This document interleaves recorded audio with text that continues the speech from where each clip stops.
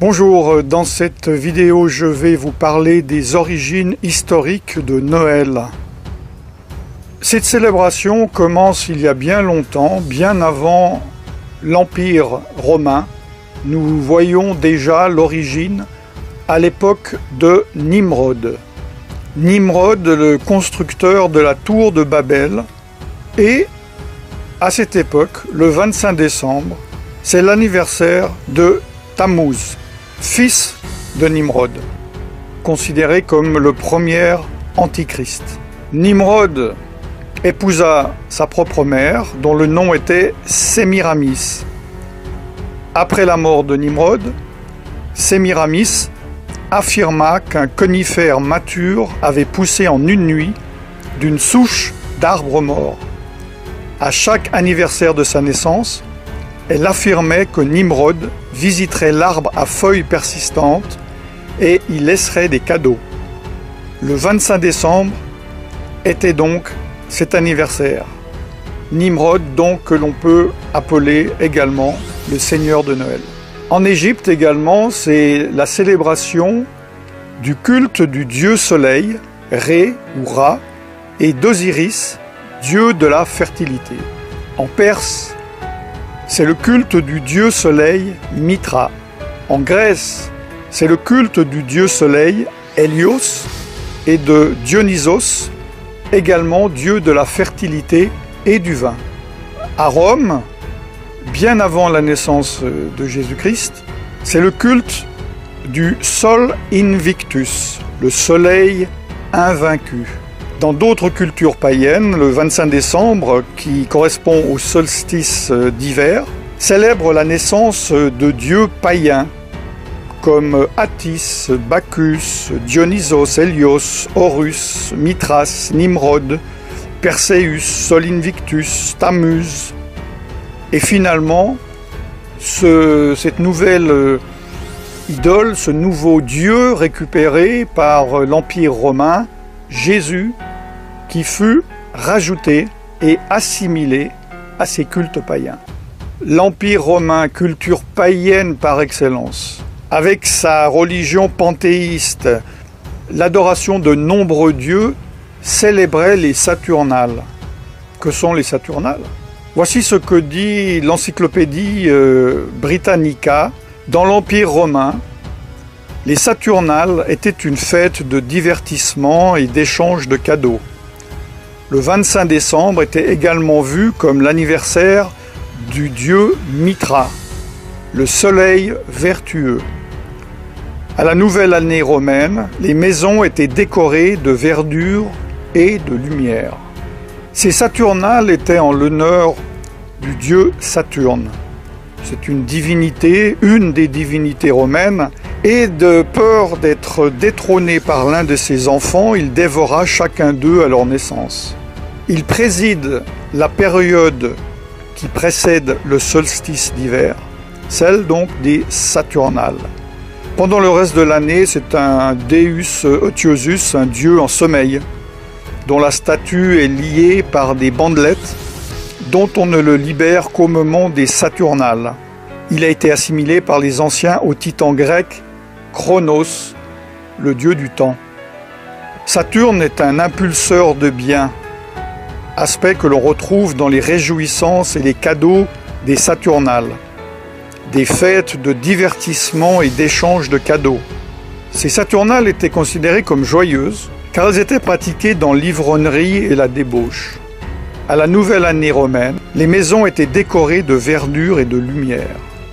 La nouvelle religion romaine, fraîchement créée par l'empereur romain Constantin, a mélangé les pratiques et les croyances de la Bible avec celles occultes de son empire, et il a adopté et adapté cette fête païenne. Cela s'appelle le syncrétisme.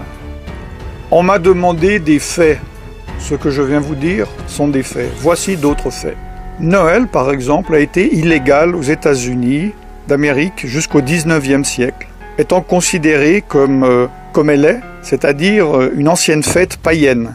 Vous pouvez voir sur le panneau en anglais que je traduis « Avertissement public ».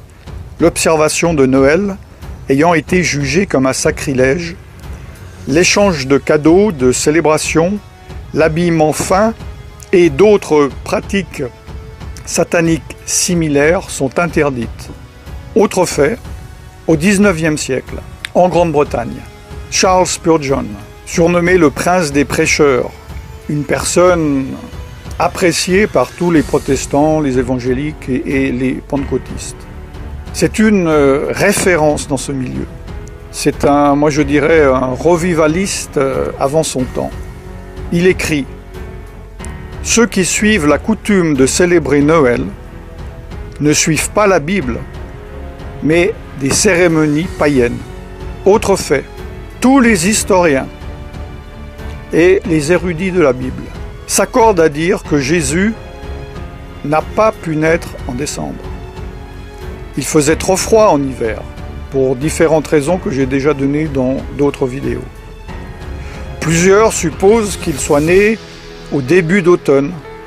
Là, c'est la fin de l'année des récoltes, pendant la fête ordonnée par Dieu dans la Bible, nommée Sukkot, ou fête des tabernacles. La Bible est claire. Elle interdit la participation au culte païen, même si ceux-ci sont maquillés et décorés. Jérémie 10, 2 dit « N'apprenez point les façons de faire des païens. » Jésus lui-même a dit « Vous ignorez la loi de Dieu et observez la tradition des hommes. » Dans Marc chapitre 7, verset 8. Évidemment, un de mes versets favoris, « Mon peuple périt, faute de connaissance. » Osée chapitre 4, verset 6. Concernant certains aspects de Noël, prenons les décorations de Noël. Les décorations de Noël sont-ils dénuées de toute signification? Lesquels de ces symboles, à votre avis, sont païens? En fait, ils le sont tous. Par exemple, le hou est utilisé dans les rituels païens pour la fertilité. La décoration d'arbres est une tradition païenne de Babylone, puis de Rome, de l'Empire romain. Les cadeaux et les offrandes sont une tradition babylonienne. Le sapin est le symbole païen de la fertilité. Même les bûches de Noël, est une coutume païenne de sacrifice sur le bûcher. Venons-en au Père Noël, tellement aimé des petits et des grands. Le Père Noël est-il libre de toute religion? Beaucoup de personnes croient que le nom de Saint Nicolas se réfère à l'évêque de Nicolas de Myre. J'en ai déjà parlé dans d'autres vidéos. Mais les historiens déclarent que ce personnage est une pure légende. D'ailleurs, dans les années 70-70, le Concile Vatican II a formellement déclaré qu'aucun évêque de l'Église catholique romaine du nom de Nicolas n'avait jamais existé. En anglais, la langue la plus utilisée du monde, le Père Noël est appelé Santa Claus. Santa, dans les jeux ésotériques, est l'anagramme de Satan. Selon l'encyclopédie, le nom de Santa était le surnom pour le Nimrod, dont je vous ai parlé en Asie mineure, qui avait les caractéristiques d'avoir une longue barbe, une reine, pas la femme d'un roi, mais l'animal, sans oublier qu'il est né, comme je vous l'ai dit, le 25 décembre. Le Père Noël est connu dans notre culture comme étant éternel. Comme un Dieu, il connaît toutes nos actions. Comme un Dieu, il juge nos bonnes ou nos mauvaises actions. Il est donc représenté, sans que les personnes ne se rendent compte, comme étant omniscient, omniprésent et omnipotent. Ces qualités n'appartiennent qu'à Dieu lui seul. Les enfants prient Santa afin qu'ils obtiennent des cadeaux, des faveurs, des bénédictions, au lieu de prier Dieu.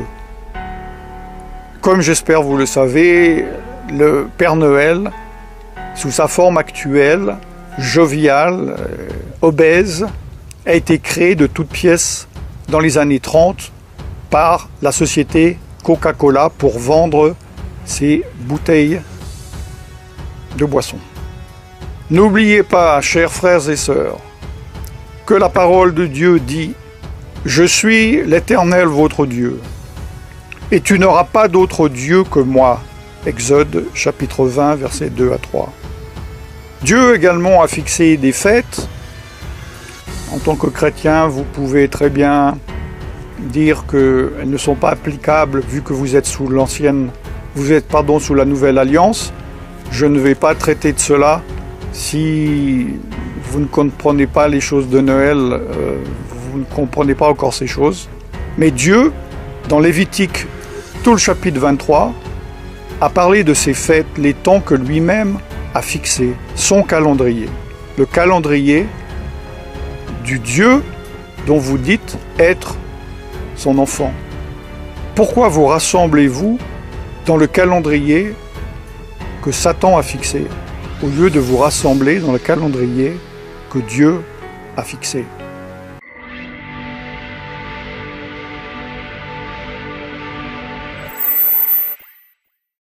Je vous laisse méditer là-dessus.